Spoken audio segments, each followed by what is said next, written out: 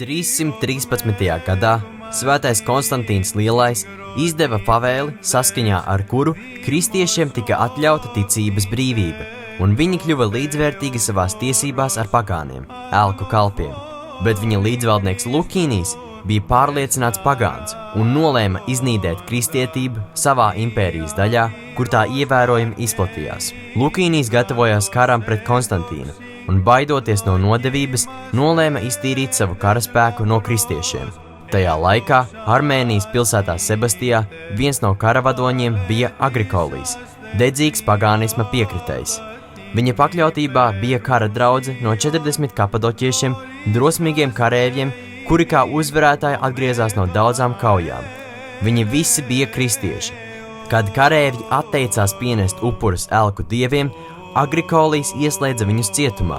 Karēvji nodevās sirsnīgai lūgšanai un kādu nakti izdzirdēja balsi, kas izturēs līdz galam, tiks izglābts. Nākošajā rītā karēvjus atkal aizveda pie Agrikolija. Šoreiz pagāns laida darbā glājumus un kārdināšanas. Viņš sāka slavēt viņu vīrišķību, jaunību un spēku un atkal piedāvāja viņiem atteikties no Kristus un ar to izpelnīties sev godu un labvēlību pie imperatora. Atkal izdzirdējis atteikumu, Agrikolijs pavēlēja iekalt karēvjus važās, bet vecākais no viņiem, Kirions, teica: imperators nedeva tev tiesības ieslēgt mūs važās. Agrikolijs apmulsa un pavēlēja aizvest karēvjus uz cietumu bez važām. Pēc 7 dienām Sebastijā ieradās dišciltīgs ierēdnis Lisijs un sarīkoja karēvjiem tiesu. Svētie stingri atbildēja: atņem mums ne tikai karēvja vārdu, bet arī mūsu dzīvības, jo mums nav nekā dārgāka par Kristus vārdu.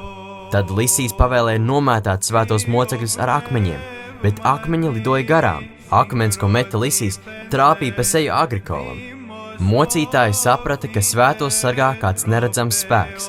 Cietumā karēvji pavadīja nakti lūgšanā un atkal izdzirdēja kunga mierinošo balsi: tie, kas man tic, dzīvos pat ja mirs, esiet drosmīgi un nebaidieties, jo saņemsiet nevīstošus vainagus. Nākamajā dienā tiesa un nopratināšana mocītāju priekšā turpinājās, bet karēvji palika nelokāmi. Bija ziema un stiprs salds. Svētos karēvjus izģērba, aizveda uz ezeru, kas atradās netālu no pilsētas, un atstāja apsargātus uz ledus visu nakti, lai salauztu mocekļu gribas spēku. Netālu krastā uzcēla pirti. Pirmajā nakts stundā, kad augstums kļuva neciešams, viens no karēvjiem neizturēja un skriešus metās uz krastu, uz pirti, bet tikko pārkāpa pirts slieksni, nokrita mirs. 3. nakts stundā kungs sūtīja mocekļiem iepriecinājumu.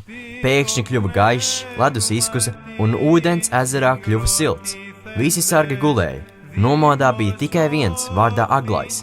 Palūkojoties uz ezeru, viņš ieraudzīja, ka virs katra mocekļa galvas ir parādījies gaišs vainags.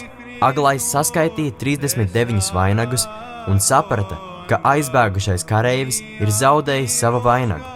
Tad Aglais pamodināja pārējos sargus, nometa apģērbu un teica viņiem: arī es esmu kristietis, un pievienojās mocekļiem. Stāvot ūdenī, viņš lūdzās: kungs Dievs, es ticu tev, kuram tic šie karēvi, pievieno arī mani viņiem, lai esmu cienīgs ciest kopā ar taviem kalpiem. No rīta mocītāji sev par pārsteigumu ieraudzīja, ka mocekļi ir dzīvi, bet viņu sargs Aglais kopā ar viņiem slavēja Kristu. Tad karēvis izveda no ūdens un pārlauza viņiem apakšstilbus.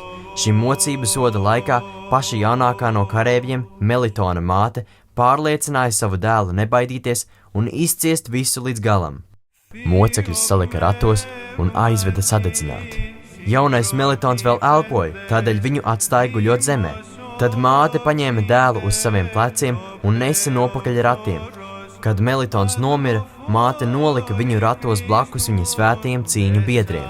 Svēto karēvju miesas tika sadedzinātas, bet pārūgļotos kaulus iemeta ūdenī, lai kristieši tos nesavāktu. Pēc 3 dienām mocekļi parādījās sapnī svētlaimīgiem Pēterim, Sebastijas bīskapam, un pavēlēja apglabāt viņu mirstīgās atliekas. Bīskaps ar dažiem klēriķiem naktī savāca svēto mocekļu mirstīgās atliekas un ar godu tās apglabāja.